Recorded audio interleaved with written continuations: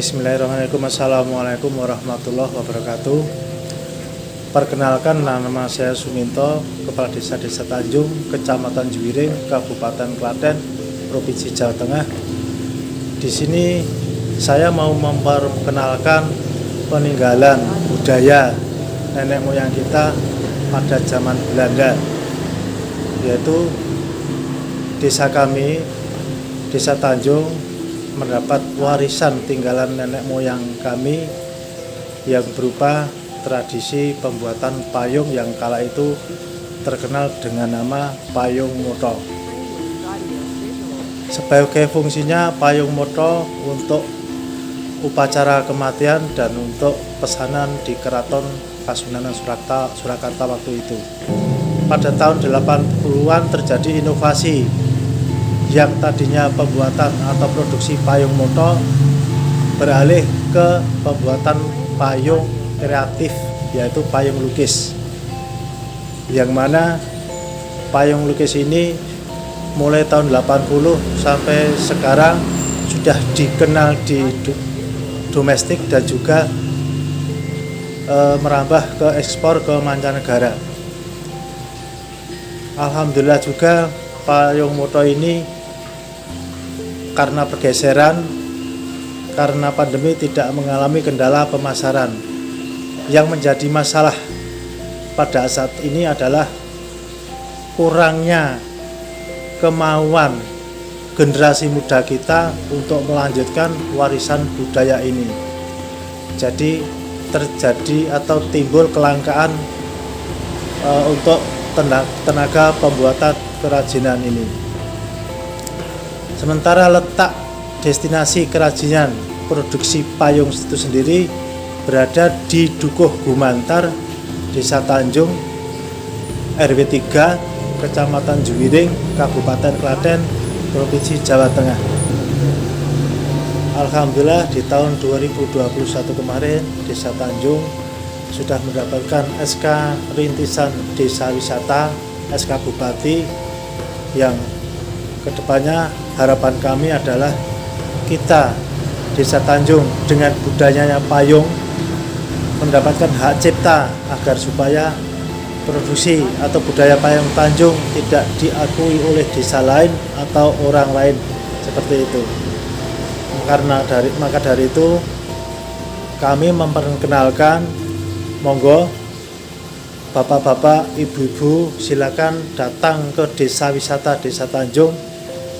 Desa wisata yang menghibur, mendidik, dan murah. Terima kasih.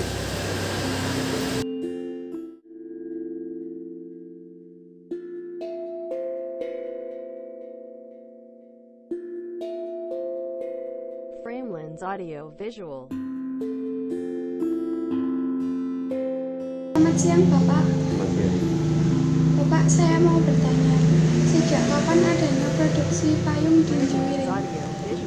Perkenalkan, nama saya Bapak Mike dulu ya, dari Kerajinan Payung Wonosobo.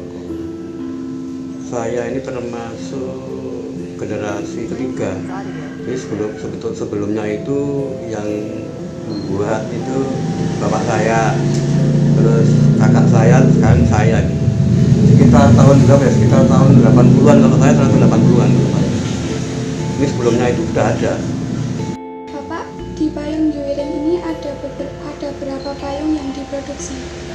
Kalau payung jenisnya banyak sekali, mulai dari payung keraton, payung tari, payung dekorasi, banyaklah, segala macam payung ada. Jadi dari mulai bahan kain, kertas bisa dibuat. Kalau proses produksi payungnya itu bagaimana ya Pak? Kalau di tempat saya itu, saya ini kan istilahnya finishing. Jadi ada yang mengerjakan sendiri, yang buat bambu sendiri, yang buat rangka sendiri, yang buat tangkai sendiri gitu.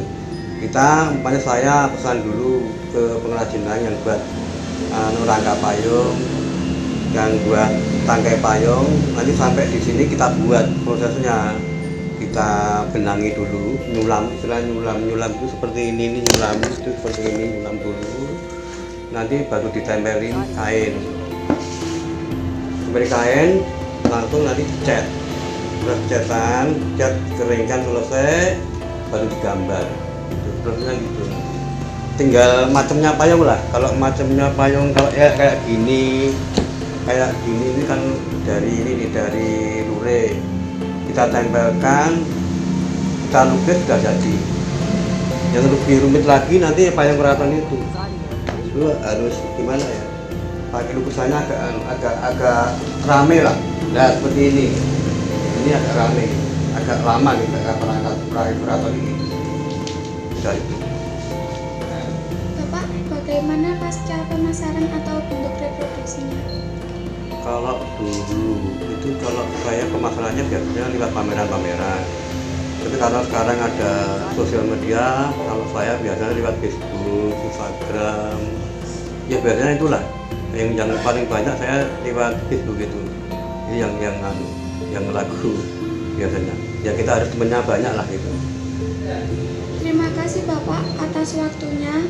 Semoga produksi payung Juwiring ini, warisan budaya nenek moyang, akan menjadi inspirasi kami sebagai anak muda untuk lebih mencintai budaya.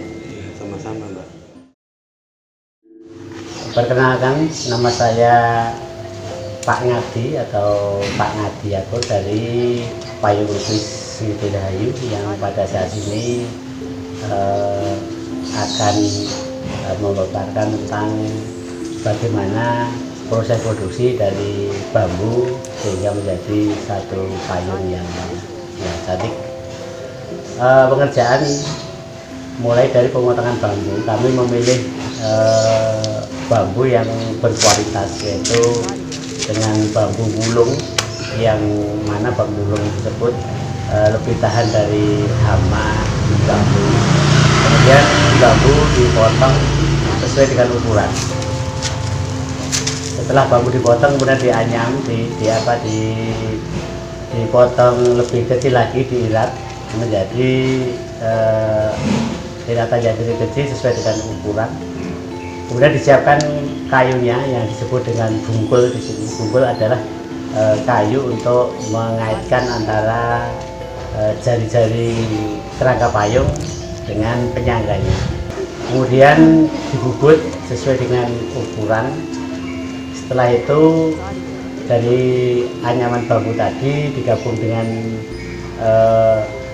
kayu yang sudah dibubut, kemudian menjadi satu rangkaian kerangka payung yang sudah jadi. Dari situ, dari kerangka payung kemudian proses penyulaman dulu. Jadi disulam itu adalah memberi hiasan pada penyangga payung untuk lebih mempercantik payung, dan sekaligus sebagai ciri khas payung Juwiring tentang keindahan sulamannya atau rajutannya. Kemudian masuk ke pemasangan kain atau kertas. Kami lebih banyak menggunakan kain karena lebih banyak pesanan yang datang dengan menggunakan bahan kain. Kain tersebut dipasang, payung yang sudah dipasang kain menjadi payung putihan tadi bisa langsung dilukis menjadi payung-payung tari. Kemudian bisa dilapis dengan cat, bisa menjadi payung yang tahan air, atau juga menjadi payung-payung untuk kepentingan payung-payung keraton yang sekarang lebih banyak dipakai di Bali. Setelah itu selesai lukis seperti tadi yang dikerjakan Pak Yusuf tadi, kemudian dirakit, dipasang kayu, tangkainya itu dari kayu melinjo. Kemudian kayu mendung yang sudah dibelitur sudah dipasang, jadilah satu payung yang siap untuk digunakan seperti itu.